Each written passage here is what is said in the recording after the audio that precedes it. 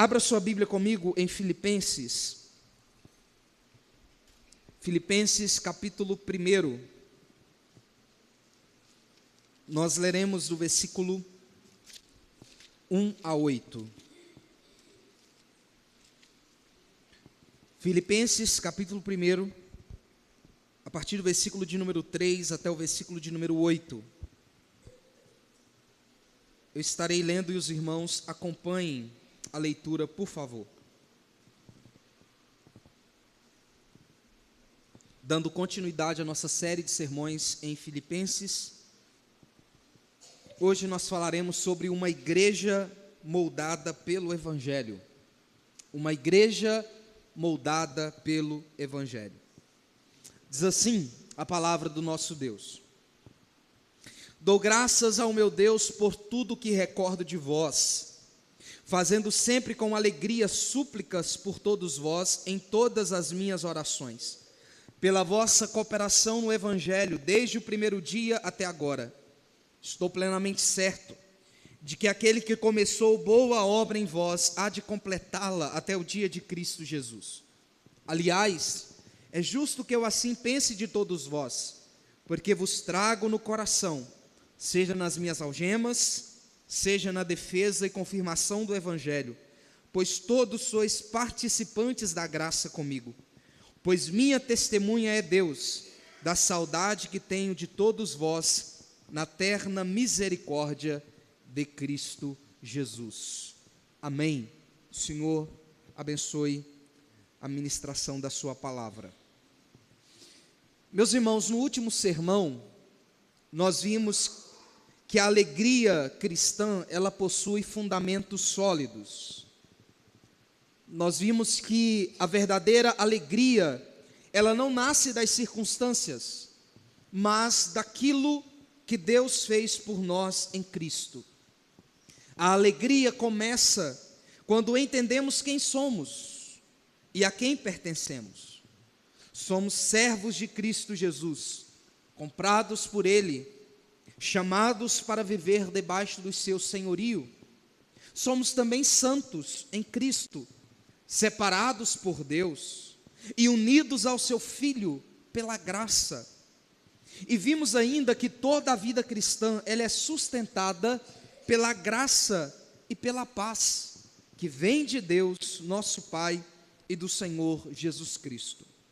Agora, ao continuar a sua introdução, Paulo, ele faz uma ação de graças, que nós vemos aqui, que vai do versículo de número 3 até o versículo de número 8. E nesse agradecimento, vemos que o Evangelho, ele molda a vida de uma igreja.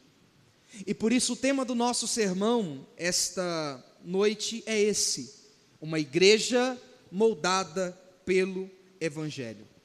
Depois de falar sobre identidade e graça, Paulo volta os seus olhos para a igreja em Filipos e demonstra aquilo que a graça de Deus havia produzido naquela comunidade. Porque o Evangelho, ele não apenas transforma indivíduos isolados. O Evangelho, ele forma um povo. O Evangelho, ele cria uma nova comunidade, marcada por novos desejos, uma nova comunidade marcada por novos compromissos e uma nova maneira de viver juntos. Tal verdade é importante para nós, por quê? Porque nós vivemos em uma época em que muitas igrejas têm sido moldadas mais pela cultura do mundo do que pelo Evangelho de Cristo. Vivemos em um tempo de individualismo, superficialidade e consumismo religioso. Ou seja, muitas pessoas olham para a igreja apenas perguntando: o que eu ganho aqui? O que essa igreja, ela pode me oferecer? Como ela pode atender às minhas necessidades? E muitas vezes a escolha por uma igreja, ela se baseia nisso, no que ela pode me oferecer, o que eu ganho. Mas o Evangelho, ele produz algo completamente diferente. O Evangelho forma um povo que ama, um povo que serve, um povo que persevera, um povo que caminha junto. E é exatamente isso que veremos nesses versículos. Paulo nos mostra como é uma igreja moldada pela graça, moldada pelo Evangelho. Portanto, a grande verdade que eu quero trazer aqui para os irmãos essa noite é que uma igreja moldada pelo Evangelho, ela é marcada por gratidão, cooperação, perseverança e comunhão nos sofrimentos de Cristo. Em primeiro lugar, portanto, uma igreja moldada pelo Evangelho é uma igreja que produz gratidão e oração. Uma igreja moldada pelo Evangelho é uma igreja que produz gratidão e oração. Olhe comigo para os versículos 3 e 4. Dou graças ao meu Deus por tudo que recordo de vós, fazendo sempre com alegria súplicas por todos vós em todas as minhas orações. Veja, logo no início da carta, Paulo deixa algo muito claro. A igreja de Filipos era motivo de alegria para ele. Sempre que ele se lembrava daqueles irmãos, seu coração era tomado por gratidão e alegria. É isso que ele diz: dou graças ao meu Deus por tudo o que recordo de vós. Ou seja, Paulo está dizendo, todas as vezes que ele se lembrava desses irmãos, ele se alegrava, ele tinha motivos para se alegrar. E isso é algo muito significativo quando lembramos da história de Paulo nessa cidade. Filipos foi um lugar de sofrimento para Paulo. Em uma das suas cartas, Paulo diz que sofreu muito nessa região. Foi ali que Paulo foi humilhado publicamente. Foi ali que Paulo foi açoitado publicamente. Foi ali em Filipos que Paulo foi lançado em uma prisão, Atos capítulo 16. Foi ali que os seus pés ficaram presos ao tronco. Humanamente falando, Filipos deveria trazer lembranças dolorosas. Mas quando Paulo pensa nessa igreja, quando Paulo se lembra desses irmãos, sua memória não é dominada pelas cicatrizes do passado, mas pela graça de Deus que opera no meio daquele povo. Isso nos leva a uma pergunta muito pessoal. A igreja de Filipos trazia boas recordações para o apóstolo Paulo, mesmo que ele tenha sofrido ali. Isso nos leva a uma pergunta, e qual é? Que tipo de lembrança nós deixamos no coração das pessoas? Quando Paulo se lembrava dos filipenses, ele dava graças, mas infelizmente, nem sempre é assim em nosso meio. Há pessoas cuja presença fortalece a igreja, pessoas que encorajam, que servem, que caminham juntas, sustentam os irmãos nas lutas, deixam marcas da graça por onde passam.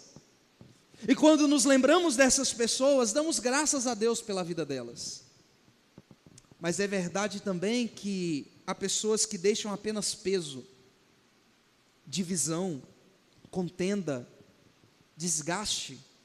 Pessoas que estão sempre criando problemas, alimentando críticas, promovendo desânimo, ferindo relacionamentos, ferindo as pessoas com suas palavras.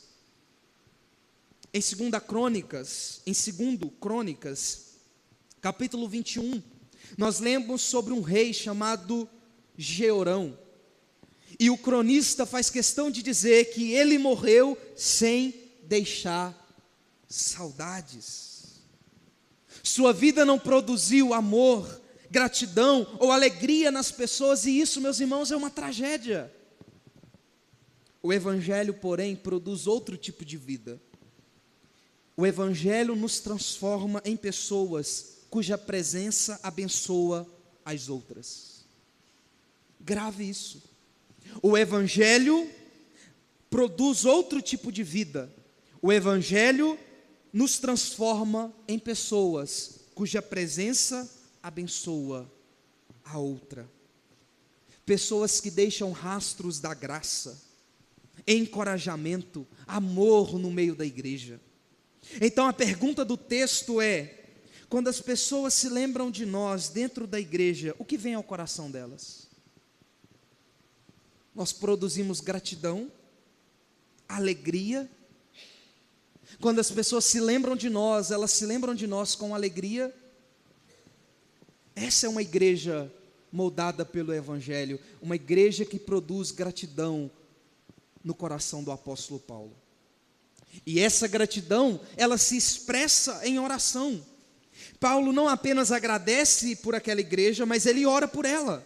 Ele diz: fazendo sempre com alegria súplicas por todos vós em todas as minhas orações. Um comentarista chamado Matthew Henry, ele observa que a melhor maneira de lembrar dos irmãos é lembrando deles diante do trono da graça. A melhor maneira de nos lembrarmos uns dos outros é nos lembrarmos uns dos outros diante do trono da graça. E isso revela uma marca importante numa igreja moldada pelo Evangelho. Ela é uma igreja que carrega uns aos outros em oração. Uma igreja marcada pelo Evangelho, a sua comunhão não é apenas social. Os seus membros não vivem apenas compartilhando momentos, mas também compartilhando cargas espirituais. Perceba uma coisa, além disso, Paulo ele usa a palavra todos, fazendo sempre com alegria súplicas por todos vós. Paulo não demonstra amor apenas por alguns irmãos específicos, mas por toda a igreja. Porque o Evangelho, ele amplia o nosso coração, e o Evangelho amplia a nossa oração. O Evangelho nos ensina a amar não apenas as pessoas mais próximas de nós, ou apenas as pessoas mais fáceis de lidar, mas todo o corpo. Uma igreja moldada pelo Evangelho aprende a olhar para os irmãos não a partir de suas afinidades pessoais, mas a partir daquilo que possuem em comum. E o que nós possuímos em comum? Todos nós fomos comprados, pertencemos ao Senhor, fomos alcançados pela mesma graça e fazemos parte do mesmo corpo. Essa verdade sobre a oração por toda a igreja nos confronta, porque muitas vezes nós participamos da vida da igreja sem carregar as cargas uns dos outros. Nós conhecemos muitas vezes os problemas uns dos outros, conversamos sobre a luta uns dos outros, mas oramos pouco uns pelos outros. Uma igreja moldada pelo Evangelho, ela não vive apenas de encontros no culto, ou de convivências externas, mas ela desenvolve uma vida de intercessão.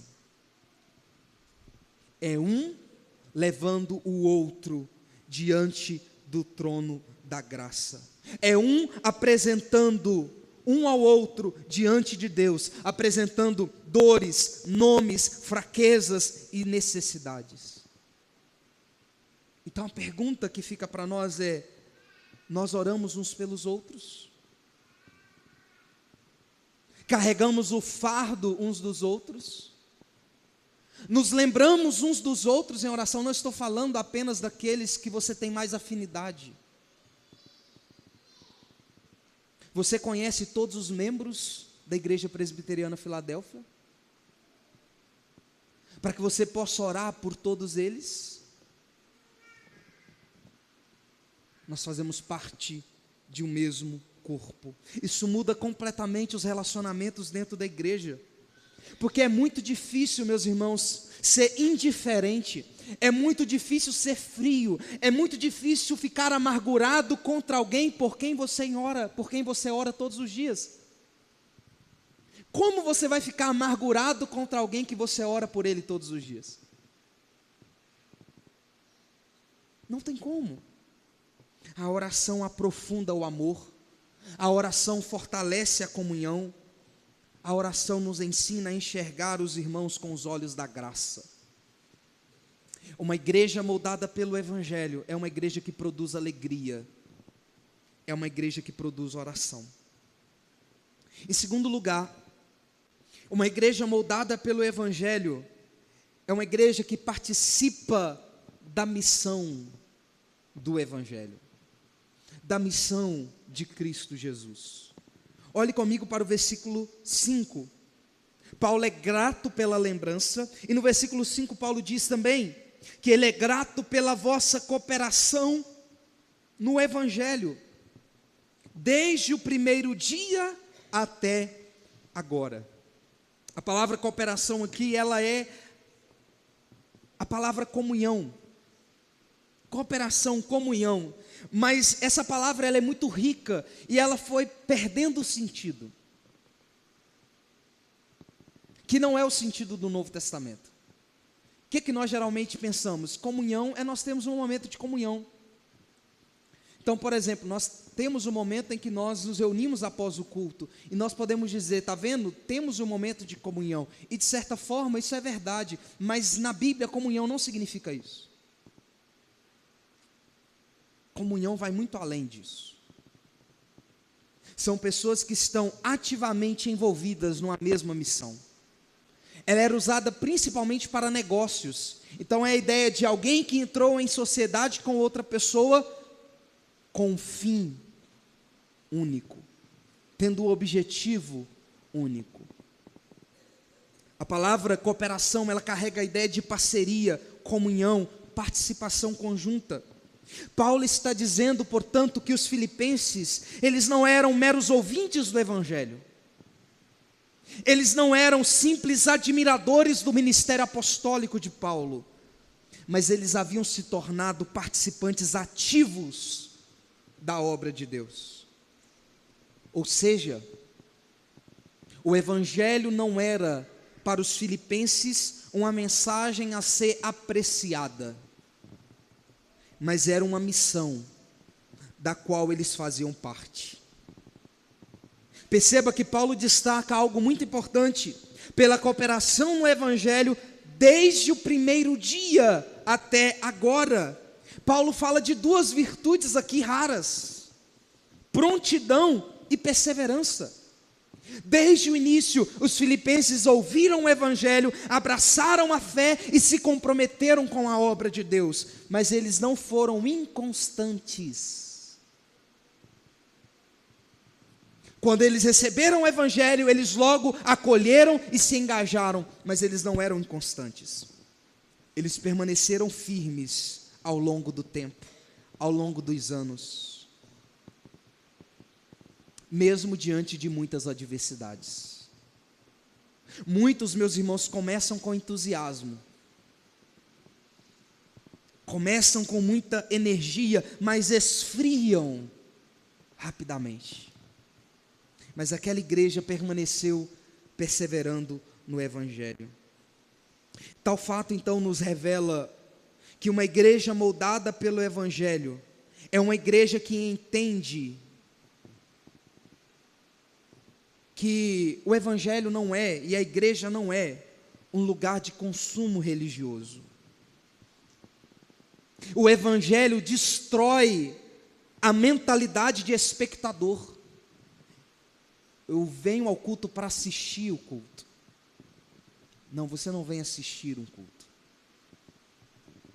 Você vem cultuar. Você não vem assistir uma pregação.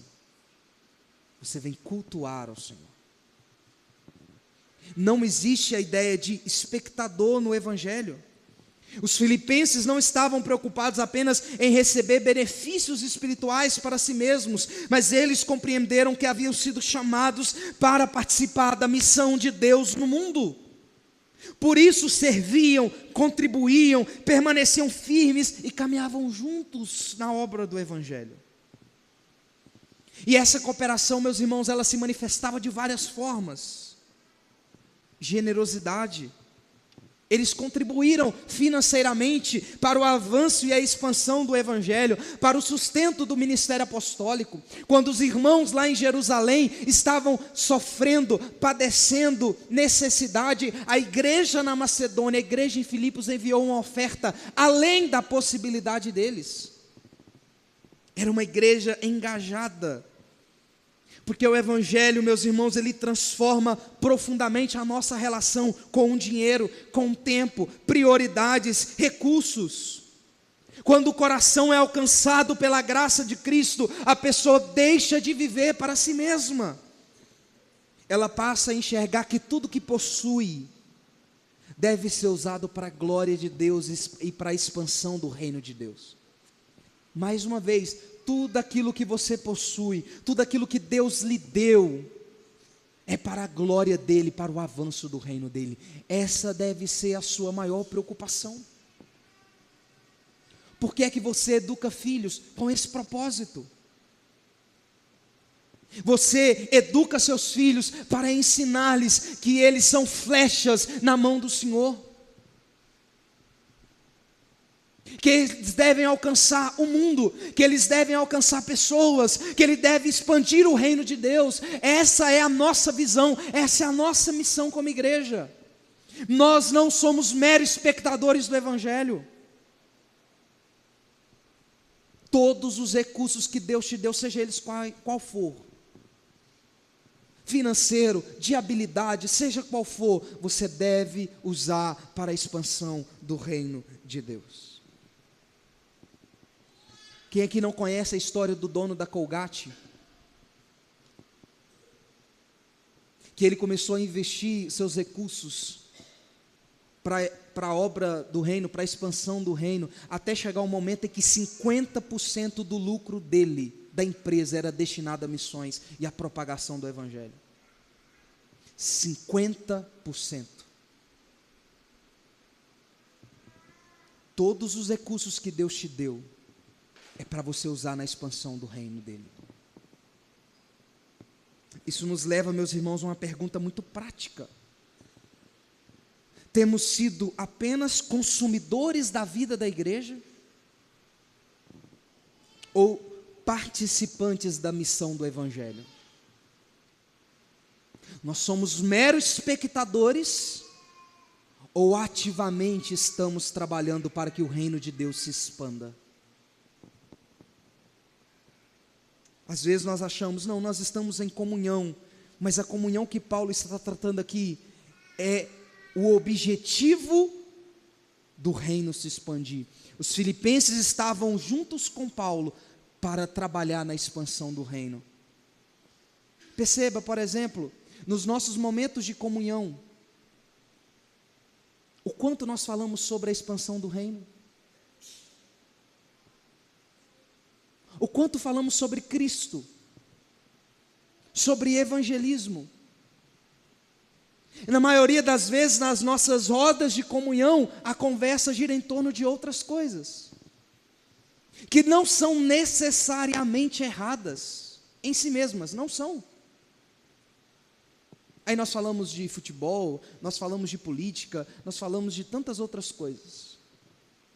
Mas quantas vezes em nossas reuniões nós falamos como vamos expandir o Evangelho aqui em Mantena? Como vamos trabalhar ativamente para o reino?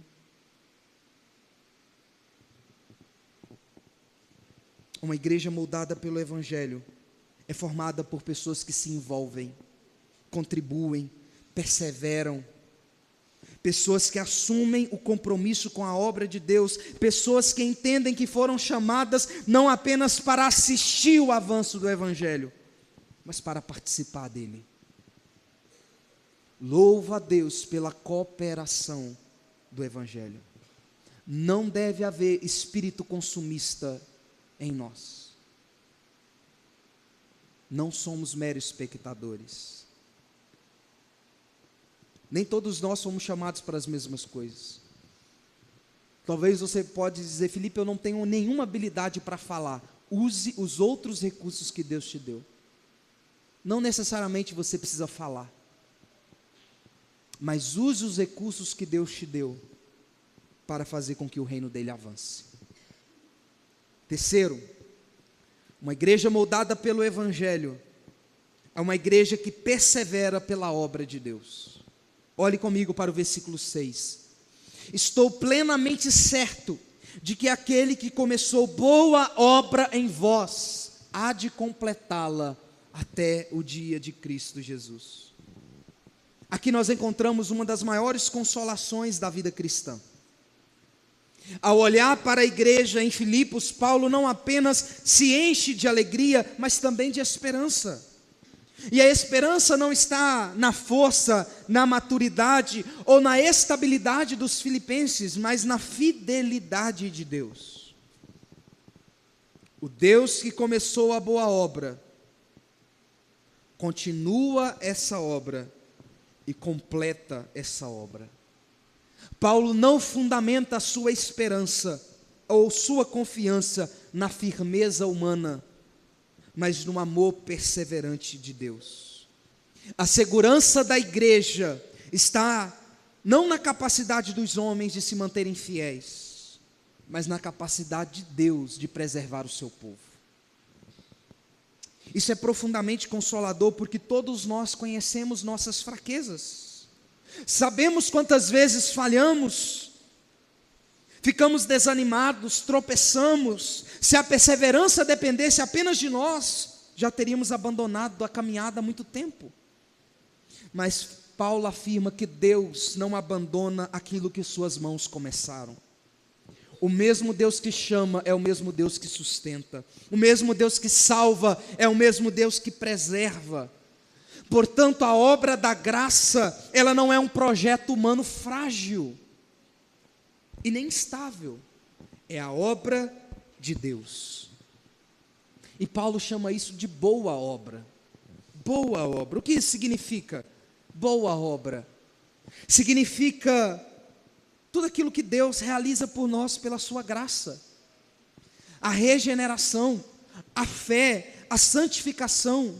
É Deus quem abre os nossos olhos espirituais. É Ele quem produz fé no nosso coração. É Ele quem continua moldando o seu povo ao longo da caminhada.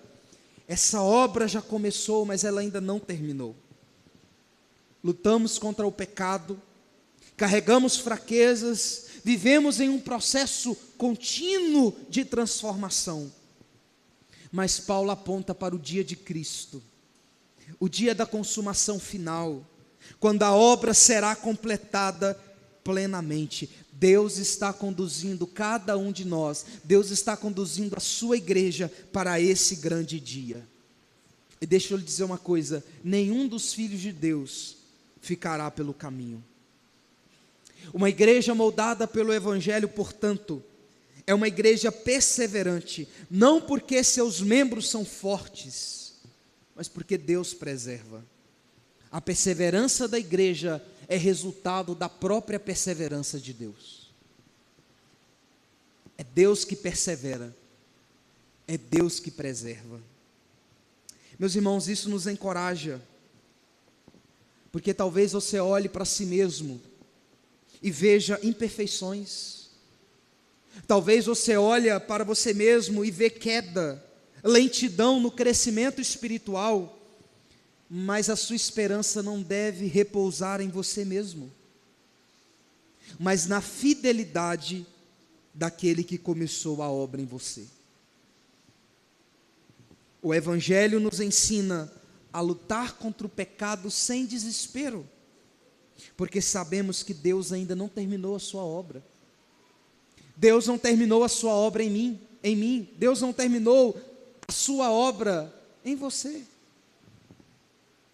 O mesmo Cristo que salvou você é o mesmo que continuará sustentando, corrigindo você quando necessário e transformando sua vida até o fim.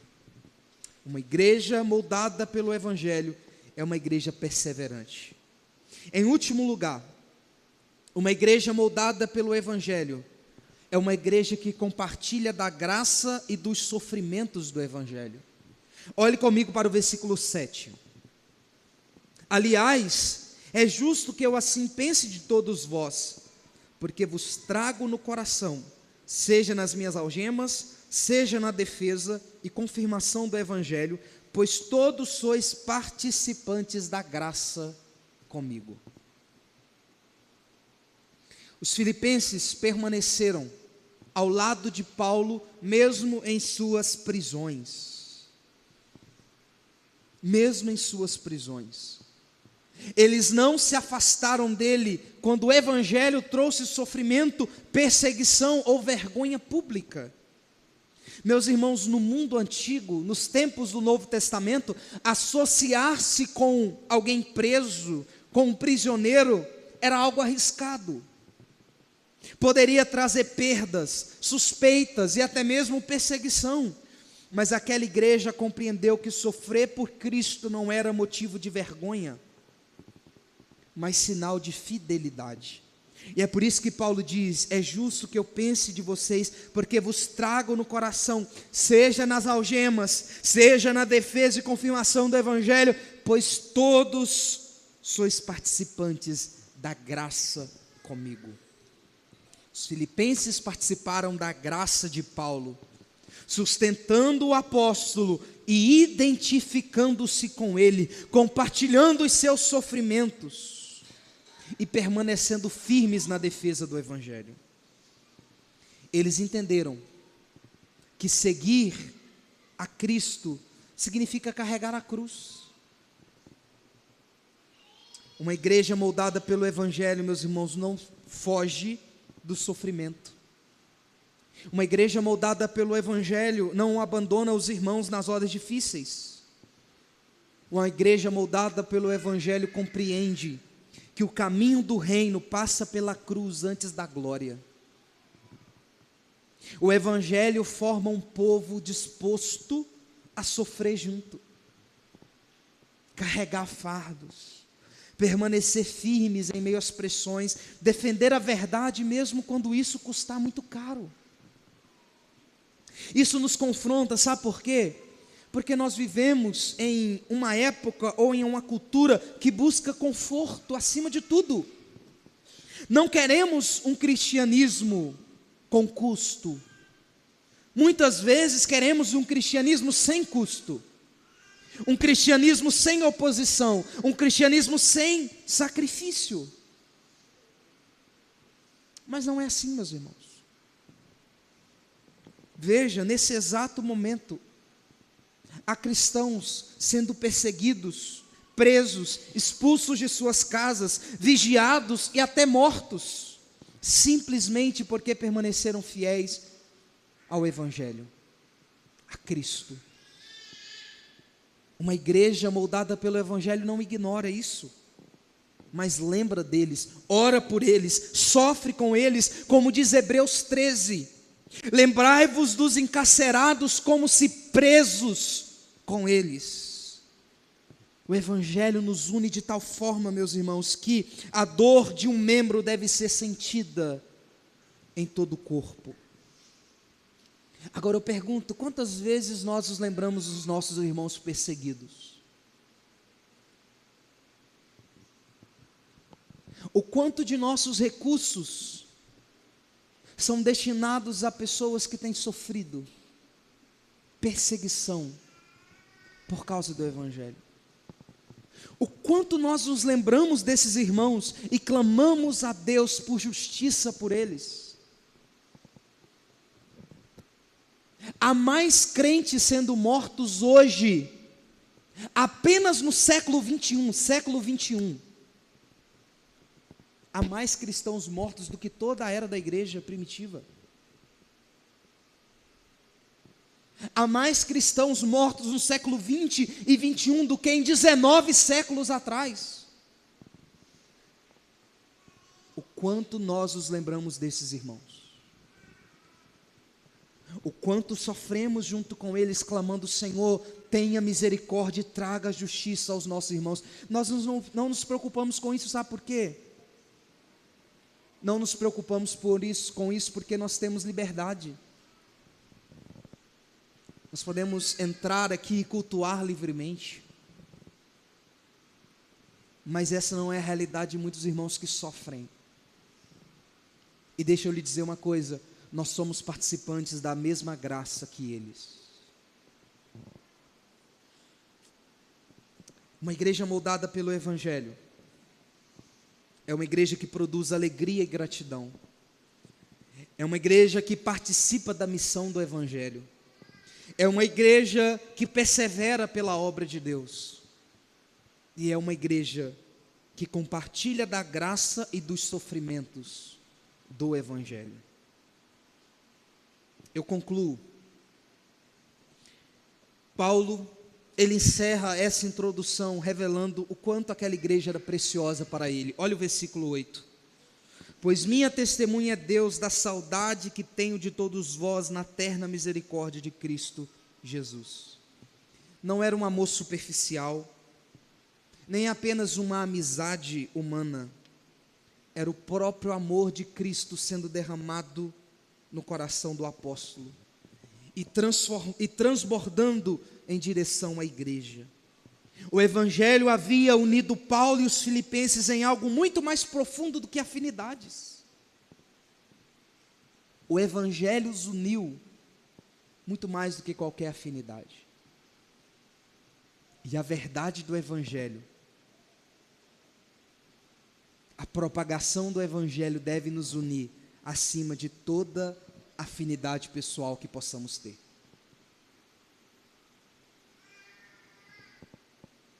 Eles haviam sido unidos pela graça, pela cruz e pela comunhão de Cristo. Pessoas diferentes, realmente, mas unidas no mesmo propósito. E é exatamente isso que o Evangelho continua fazendo. Ele forma um povo marcado pelo amor a Cristo. Um povo marcado pelo amor de Cristo. Uma família espiritual moldada não pelo espírito egoísta e individual do mundo, mas moldada pelo Espírito Santo, pela graça do Senhor.